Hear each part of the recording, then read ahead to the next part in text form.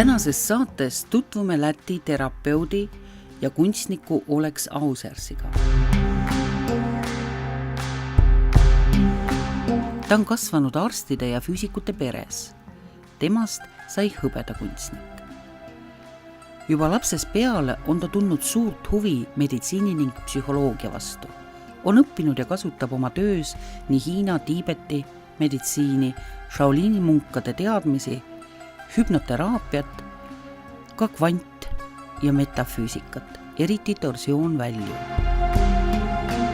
Oleks on tegelenud tervendamisega juba üle 50 aasta ja teeb Lätis sageli koolitusi arstidele ja üliõpilastele. Tema ravivaldkond on lai, isiksuse areng, psühholoogilised probleemid, erinevad sõltuvused, somaatilised haigused, kasvajad ja palju muudki.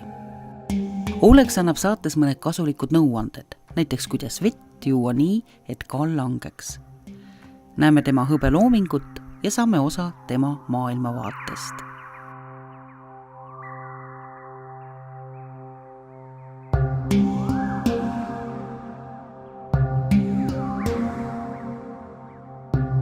Если возьмете любого человека, у кого какая-то болячка есть, задайте вопрос, сколько он выпивает воды. И он вам будет рассказывать, что он выпивает там 2 литра или 3, но он всегда будет пить между едой. После еды 2 часа нельзя пить. Да. И во время еды нельзя запивать, потому что вы разбавляете желудочный сок. 4 стакана, и вы будете здоровы.